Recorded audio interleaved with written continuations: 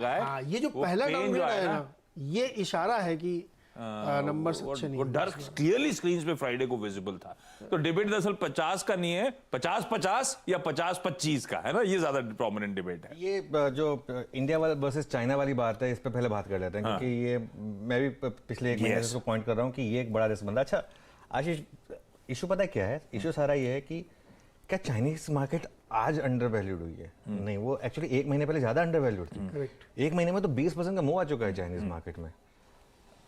Issue क्या है? सब भाव के खिलाड़ी इस मार्केट में। आप चाहे हेज फंड मैनेजर हो, चाहे म्यूचुअल फंड मैनेजर हो, टीवी पे आके सबको लॉन्ग टर्म की बातें बोलनी होती हैं, लेकिन अल्टीमेटली हर कोई इस मार्केट में भाव का खिलाड़ी है। और ये एकदम आपने ये एक सीरीज आई थी वो ये सोनी लिपर स्कैम 1992 जो हर्षद मेहता वाली फिल्म है, तो उसमें जो एक बिग बेयर थे वो कहते हैं कि हमारी मार्केट में कोई लॉन्ग टर्म का खिलाड़ी नहीं है, सब भाव के खिलाड़ी। तो वो और जैसे राकेश झुंझुनवाला जी भी बोलते थे कि जो ऊपर जा रहा है उसको ऊपर लो, जो नीचे जा रहा है उसको बेचो।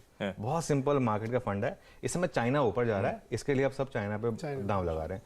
और ये एक ठीक भी, और ये इसके लिए क्या होता है, कई बार आप प्रीएम्प्ट करने के बजाय वेट करते हैं उस इवेंट का। तो अब वो इवेंट प्ले आउट हो रहा है, अब वो चाइना में वो रैली आ रही है, तो इसलिए धीरे धीरे सब फंड मैनेजर्स वहां पे अब बुलिश हो रहे हैं। तो आप उसको कोई भी तरीका, उसका कोई भी बहाना दे सकते हैं कि अब मार्केट अंडर वैल्यूड। मार्केट तो अंडर वैल्यूड चाइना का हमेशा से रहा है, पिछले पूरे एक साल से अंडर वैल्यूड था। जैसे मैं कह रहा हूँ एक महीने पहले ज्यादा अंडर वैल्यूड था। लेकिन अब इशू क्या है, ये है तो एक क्लियरली आप ईटीएफ में भी देख रहे हैं कि ईटीएफ जो है अब थोड़ा सा, अगर आप पिछले एक महीने का डेटा देखेंगे तो चाइना में, मेनलैंड मार्केट में और हांगकांग में रिकॉर्ड एफआईआई इनफ्लो हुआ है।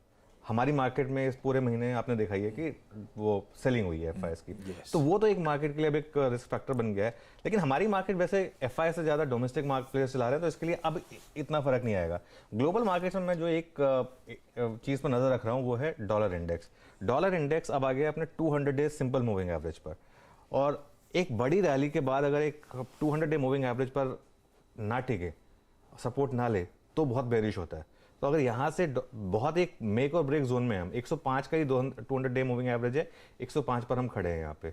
अब ये 95 जाएगा या 115 वापस जाएगा, ये मेरे लिए $1 मिलियन क्वेश्चन है। 2023 की सबसे बड़ी थीम मेरे ख्याल से यही प्ले होने वाली है, क्योंकि इसके ऊपर डिपेंड करेगा कि पूरे इमर्जिंग मार्केट के फंड फ्लोज जो हैं वो किस तरीके से एट्रीब्यूट होते हैं। तो ये एक सबसे इंपॉर्टेंट चीज़ है।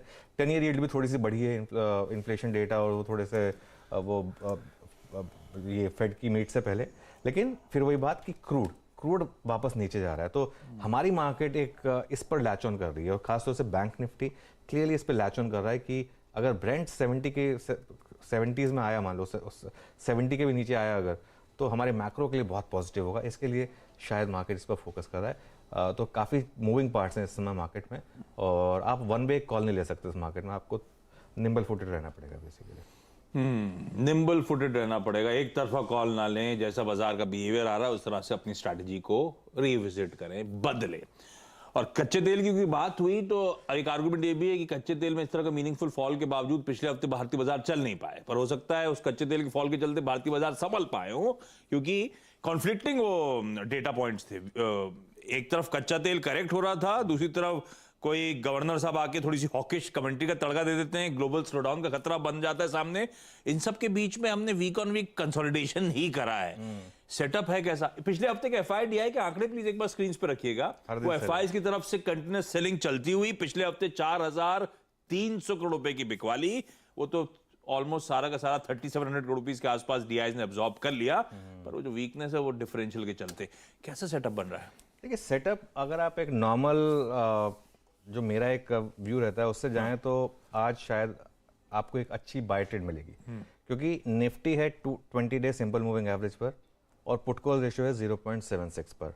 अब 0.76 के पुट कॉल रेशियो पर आप बेच नहीं सकते, क्योंकि अगर आप इसमें बेचेंगे, और आज अगर एसजीएक्स निफ्टी राइट है तो हम वापस गैप डाउन के साथ खुलने वाले हैं, तो ये पुट कॉल रेशियो भी शायद और 0.76 का 0.74 0.7 तक अगर पहुंच गया, तो मेरे ख्याल से आज उसकी बात करेंगे हम कि कहाँ पर लेना है आपको। लेकिन मेरे ख्याल से बड़ी ट्रेड आज शायद अप साइड पर आएगी। जो फ्राइडे को डाउन साइड पर थी, आज शायद अप साइड पर आएगी। ये एफआईएस के आंकड़े हैं, लेकिन ज़बरदस्त सेलिंग क्लियरली।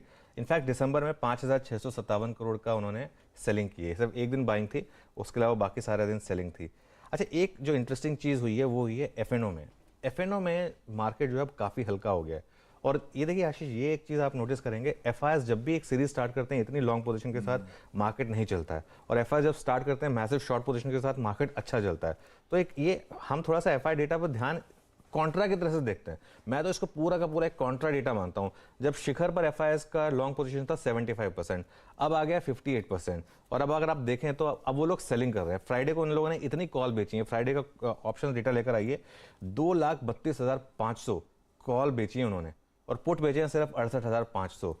इन सबको अगर मैं कंबाइन कर दूं, और जो मेरा एक व्यू रहा है कि एफआई मनी इज एक्चुअली डम मनी, और स्मार्ट मनी जो हमारे डोमेस्टिक रिटेल और जो हमारे दर्शक हैं या जो म्यूचुअल फंड्स हैं, अगर उनको मैं मान लूं, तो इस हिसाब से तो मैं ये बोलूँगा कि आज मार्केट में आपको शायद पहले घंटे का एक जहां लो बने वहां से अगर मार्केट घूमे तो आपको एक बहुत ही ब्यूटीफुल रिस्क रिवॉर्ड ट्रेड मिलेगी निफ्टी पर और बैंक निफ्टी दोनों पर, खासतौर से बैंक निफ्टी पर, लेकिन इवन शायद निफ्टी पर भी आज मिल जाए। लेकिन हाँ, मतलब शॉर्ट की मार्केट अभी नहीं है ये मेरे ख्याल से। अभी तो फिर भी आप इसको बेनिफिट ऑफ डाउट ही देंगे, और एक लॉन्ग की ट्रेड शायद सुबह ट्राई करेंगे आप। बेनिफिट ऑफ डाउट अभी भी इस बाजार को दिया जा सकता है। निफ्टी जरा स्क्रीन पर लेकर आइएगा। फ्राइडे को दबाव आया, दबाव के चलते हम 2.3% कमजोर, वीकली क्लोज 18,500 के नीचे निफ्टी की मिली। तो कंसोलिडेशन की जगह गुड तड़का, और कॉशन अलोंग विद कंसोलिडेशन वो क्लियरली स्क्रीन पे विजिबल था।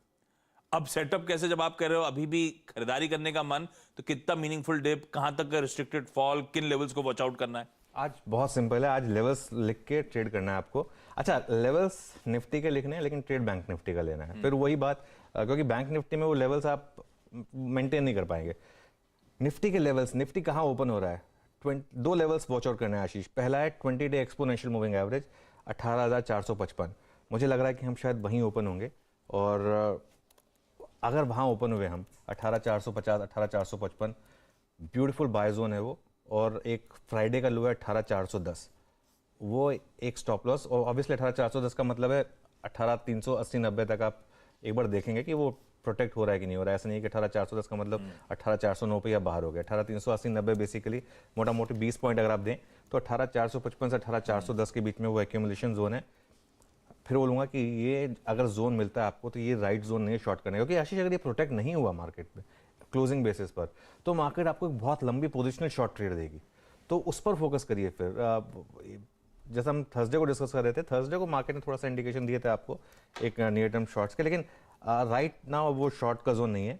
शॉर्ट का जोन आएगा अगर हम 18,400 के नीचे ट्रेड करते हैं और 18,400 के नीचे बंद होते हैं। 18,400 के नीचे अगर बंद होते हैं तो ये मार्केट टर्न हो जाएगा, और वो आपको एक इंडिकेशन देगा कि शायद शॉर्ट्स का एक ट्रेंड आ गया। लेकिन मेरी पहली जो वो होगी व्यू होगा ये कि लॉन्ग ट्राई करिए आप, और अगर आप लॉन्ग ट्राई कर रहे हैं तो वो 18,400 के करीब का स्टॉप लॉस, और इन दैट केस एक इंट्राडे ट्रेडर्स के लिए स्टॉप लॉस होगा करीब करीब 18,610, और प्रॉफिट बुकिंग जोन जो अगर आपने 2-3 दिन पहले लिया है तो 18,660।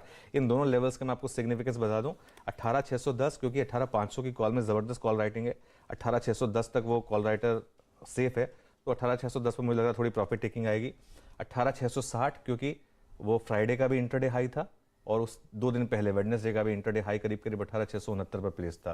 तो 18,660 एक बहुत ब्यूटीफुल जोन होगा आपके लिए प्रॉफिट बुक करने के लिए। 18,670 के ऊपर अगर हम निकलने लगे तो फिर मार्केट में वापस तेजी लौटेगी, लेकिन वो अभी खैर इतनी लंबी कॉल हम ले नहीं सकते। अभी के लिए आज मुझे लग रहा है कि एक ब्यूटीफुल सेटअप है आपके लिए, क्योंकि आज आपका रिस्क रिवॉर्ड बहुत फेवरेबल है। अगर आप यहाँ खुलते हैं, जो कि एसजीएक्स निफ्टी बता रहा है 60-65 पॉइंट नीचे अगर आप खुलते हैं तो आप बहुत क्लोज होंगे फ्राइडे के लो के और अपने 20 डे एक्सपोनेंशियल मूविंग एवरेज के। उस जोन में मुझे लग रहा है कि एक बार डिफेंस करेगा मार्केट थोड़ा सा।